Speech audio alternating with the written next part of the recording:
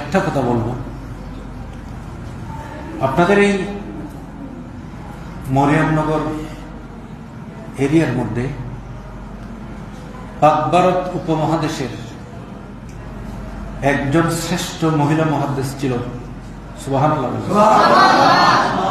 অর্থাৎ পাক ভারত উপমহাদেশের মধ্যে কয়েকজন মহিলা যদি তাফসীরে জালালাইন মেশকাত পড়াইতে পারত, এখন উত্তর মিডিয়ার যুগ, উত্তর পড়াশোনার যুগ, ঘরের মধ্যে সমস্ত কিতাবাদি আছে নাকি মোবাইলের মধ্যে, তখন তো একটা কিতাব জোগাড় করতে অনেক কষ্ট হতো না।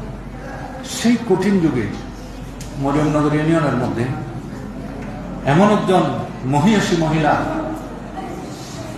বাবারা, এমন একজন মহিয়সী মহিলা যিনি জালালাইন শরীফের দরজ দিতেন। সুবহানাল্লাহ বলেন। জালালাইন মানে বর্তমান ফাজিলের মধ্যে ডিগ্রি লেভেলে যে কিতাব পড়ানো হয়, ওই কিতাব পড়ানোর মতো আলেম এখনো মহিলাদের মধ্যে পাওয়া যায় না এখন বর্তমান বাংলাদেশে। কিন্তু রাহাতিয়া দরবারের মধ্যে বসে বসে ওই আল্লাহর ওলিয়া, ওনার নাম ছিল আমেনা। সবাই বলে সুবহানাল্লাহ। ইনি ছিলেন হযরতে সৈয়দানা রাহাতুল্লাহ নকশবন্দি রহমতুল্লাহ আলাইহির স্ত্রী, নাম কি? আমিনা। উনি মাটিতে বসে বসে মহিলাদেরকে তাফসীরে জালালাইন পড়াতেন, কামিলের সিয়াসিত্তার হাদিস পড়াতেন। তো উনি এখনো বিবাহ হয় নাই। উনি কোন পরিবেশে বড় হয়েছে আমি সেটার কথা বলতেছি। ওনার পেটের মধ্যে এত বড় বড় আল্লাহর ওলি কেন হয়েছে? একটা মহিলা আমেনা এখনো বিবাহ হয়নি। মোবাইল একটু সাইলেন্ট রাখেন। আমেনা এখনো বিবাহ হয়নি। উনি হুজুরের কাছে একটা কিতাব পড়তেছেন, এটার নাম হলো ফান্দেনামা। ফান্দেনামার মধ্যে উনি একটা কলি পড়তেছেন, বাদাজি গোয়ে মে নাতে মুস্তাফা আকে আলম ইয়াফত আজ নূরস সাফা। আমেনা বলছেন আমার কোনো বিবাহ হয় নাই, আমি ফান্দেনামা পড়তেছি ফার্সিতে, শেখ ফরিদউদ্দিন আখতার রহমতুল্লাহ আলাইহি।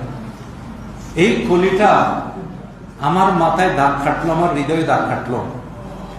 আমি এখন বিবাহ হয় না, আমি পড়াশোনা করতেছি। আমি নিয়ত করছি, আল্লাহ তুমি যদি আমার বিবাহের পরে একটা ছেলে সন্তান দান করো, এটাকে তোমার পথে ছেড়ে দেব,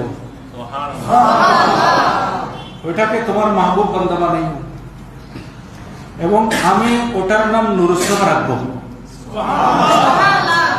এখনো বিবাহ হয় নাই, ছোট মেয়ে পড়াশোনা করতেছে। ওনার হৃদয়ে আশা যাচ্ছে, কোন পরিবেশের মেয়ে চিন্তা করি, কোন নুরানি পরিবেশে ছিল, যে মেয়ে বয়প্রাপ্ত এখনো হয় নাই।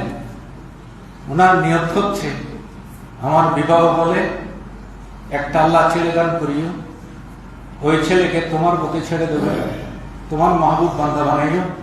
আমি নিয়ত করছি এর নাম নুরুসসামা নাম রাখবো। আমি একটা গান লিখেছিলাম, আমার মুর্শিদি করিম আল্লামা নুরুসসামা রহমতুল্লাহ আলাইহি এর মায়ের ঘটনাটি আমি মাথায় রেখে একটা গান লিখছি। যুবাকালে মা আমেনা করতেন তিনি এই কামনা,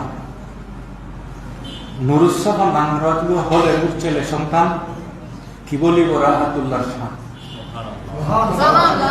আমার হৃদয় জুড়ে যাহার নাম,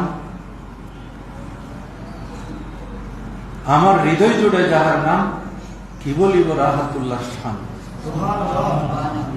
তো এই পরিবেশ সৃষ্টি কে করবেন? আপনি করবেন, আপনি আপনার স্ত্রীকে নিয়ে করবেন, আপনার মা, আপনার ভাই, আপনার বোনদেরকে নিয়ে করবেন। আপনার যদি ওই সীমাবদ্ধতা পেরিয়ে গেছে, মায়ের স্থল বা বাবার স্থল, ভাই বোনদের স্থল পেরিয়ে গেছে, অন্তত আপনার সন্তানদেরকে নিয়ে নতুন করে চিন্তা করেন, আমার মেয়েকে আমি আল্লাহর ওলি বানাবো, রাবিয়া বসরি বানাবো, খাতুনে জান্নাত মা ফাতেমা রাদিয়াল্লাহু তাআলা বানাবো। এই পরিবেশ সৃষ্টি হবে কখন? ফুরকানি মাদ্রাসা থেকে। যে সন্তান ফুরকানি মাদ্রাসার প্রথম নিজের সন্তানকে একজন দিনদার পরেশগার আশিক রাসূল সুন্নি আলেমের কাছে আলিফ বা তা সা সবক দিতে পেরেছে, ইনশাআল্লাহ ওর ধ্যান ধারণার মধ্যে যে সুন্নিয়ত, যে ইসলামী সুন্নি সংস্কৃতি ঢুকবে, এটা বোম মেরে ওকে বাইর করতে